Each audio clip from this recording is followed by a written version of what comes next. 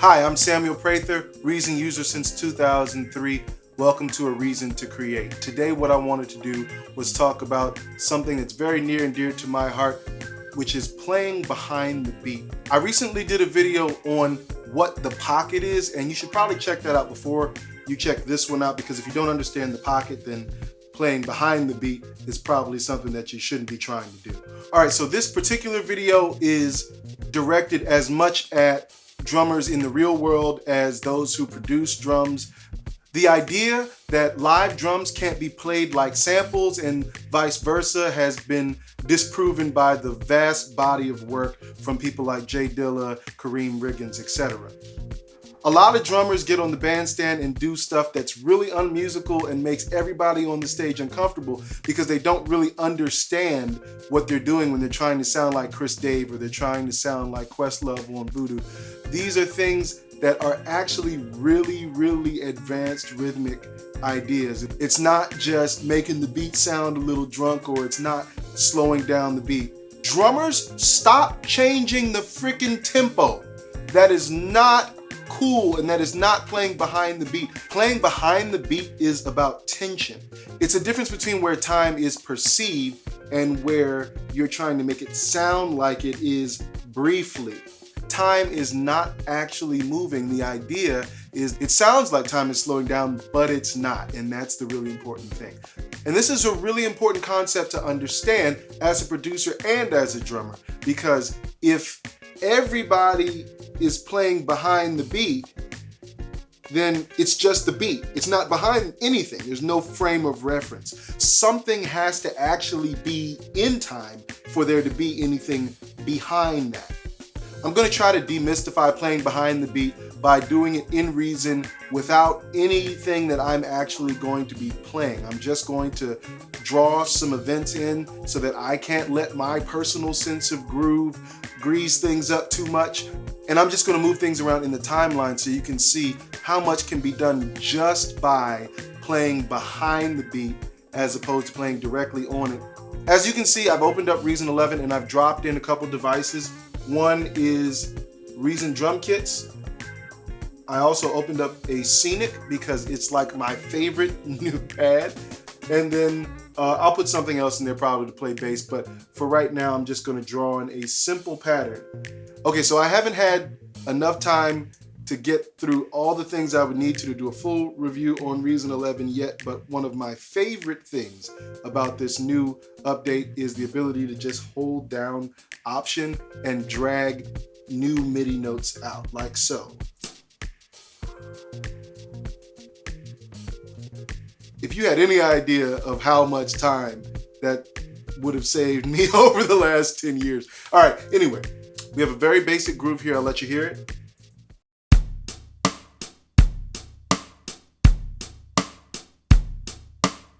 I'm not in love with the way that kick drum sounds.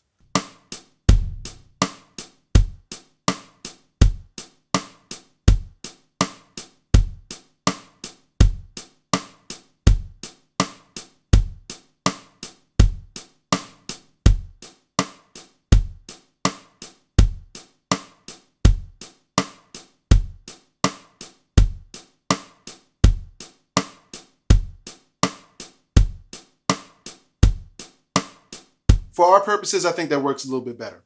Now, what I'm going to do next is just to throw some pad on. As usual, I'm too lazy to set up a real MIDI keyboard, so I'm just going to use the keys, function, and play on the keyboard. Did I tell you that I love the Scenic? Anyway, this thing is crazy. All right, so I'm just going to program a simple pad loop.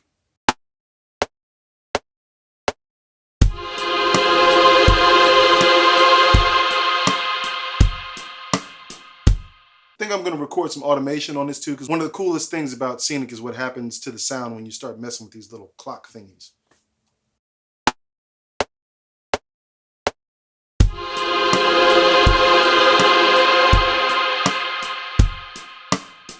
I added one more note, the 7th of the chord.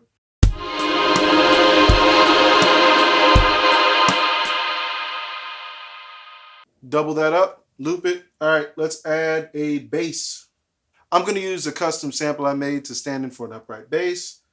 Okay, so I'm going to follow my own rules, and I'm not going to actually play this in. I'm going to just program it in so that I don't accidentally make this funky by just being myself.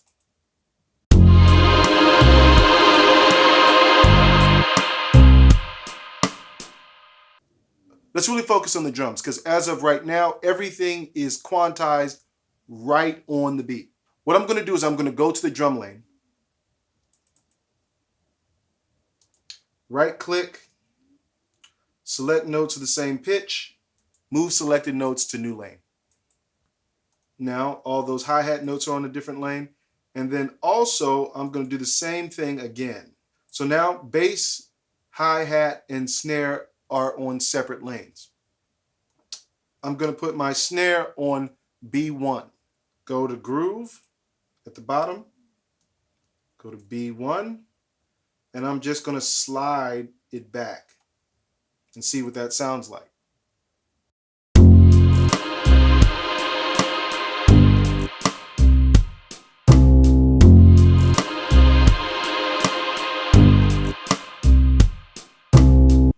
All right, so obviously you can hear the effect that that had on the groove in general, just having that snare behind the beat a little bit. You just heard what happens when the snare is behind just a little bit. Well, now I want you to hear what happens if I put all three of those things, the bass, the snare, and the hi-hat, behind the same amount.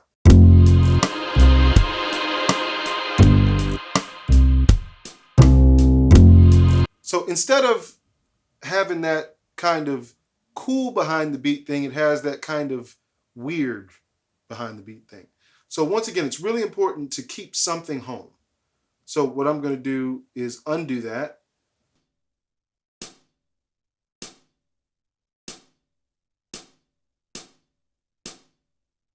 Because the upbeats are really where the groove is felt. So I'm going to take all of these that I've selected and I'm going to put them in a separate lane. So now my hi-hat upbeats are happening on a different lane than the downbeats. So watch what happens if I take just the upbeats and I'm going to put them some ridiculous amount behind. Let's put, I don't know, 70 behind and with a little bit of shuffle on it. Let's see what that sounds like. Remember that the kick and the snare are still dead on.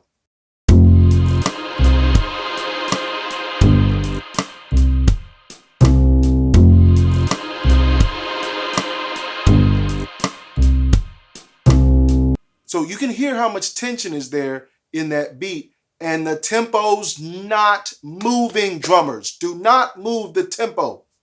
Sorry. Really, you don't have to change the tempo to change the feel of something. All right, so in this case, what we did was we moved part of the drums. We moved the upbeats on the hi-hat behind the beat, and we moved the snare behind the beat. But we can switch roles because, remember, somebody has to stay home and watch the fort. So this can be done another way. Let's make it so that the drums stay home and the bass is the one that kind of gets behind the beat. Let's see what that sounds like. I'm going to put the bass way behind the beat by putting it in B2, and I'm going to clear these out. These are the drums that we programmed from the beginning. There's no anything on them. They are right in line. They're quantized. So the drums are quantized and the bass is behind the beat.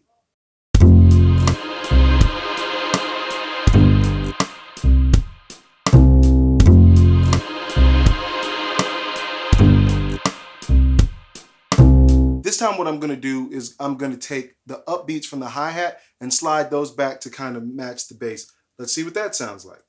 And I'm going to make them a little bit different because tension is where the energy in a groove comes from.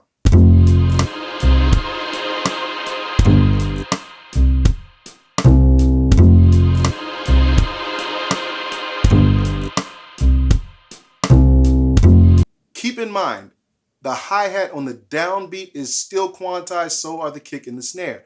So that's what makes this groove, even though it's just a programmed, drawn-in thing, have this kind of bounce to it.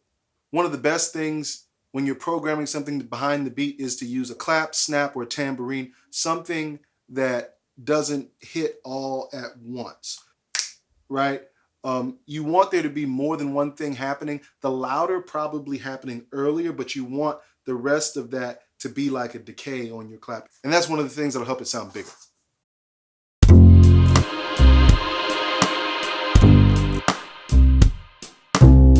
Okay, so I'm not wowed by it.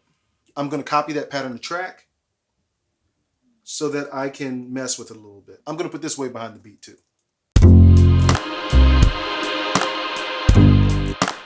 Ah.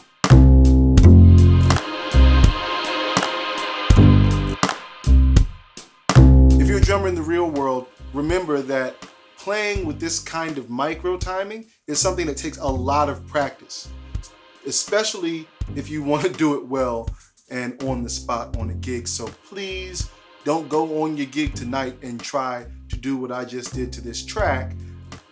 Practice first. A lot of people got their concept of playing behind the beat from hip hop records where they took a sample and then the sample, because it's not perfect, had a little lilt to it and it feels like a little off. But understand that the reason why that works is because it's a little off the same way every time. So if it's off a different way, then it's not hip, it's just uncomfortable for everybody. So you want to make sure that whatever that you're doing from an experimentation with time standpoint, that you get back to the one. Remember that this is a soul music and hip hop thing. So don't be playing this style if it's not appropriate to the music that you are playing on or producing. And I know what some of the younger drummers might be thinking, oh man, you're just trying to tell me not to be creative. No, I'm not. What I'm telling you is that if you're going to innovate, do so from a place of knowledge, not of ignorance. So check out as much music as you can. Check out Jay Dilla's production with hip hop artists, with R&B soul artists like Erykah Badu. Check out every note that Questlove played on D'Angelo's Voodoo record. Check out Chris Day's playing with the Robert Glasper Experiment or Jose James, as well as other artists like Bilal and Moonchild that all play this style very well. If you're worried about explicit content, you can check out a lot of these same rhythmic concepts being played on Ty Tribbett's first record, Life. Spanky plays drums on it, and everything that he does on that record is incredible too. What's your favorite record where somebody plays behind the beat? I'd love to hear it down in the comments. Please like, subscribe, and sign up for notifications so that you can know when I'm coming out with new content. Hopefully you learned something today that you can use in your own productions. I'm Samuel Prather. I hope I gave you a reason to create.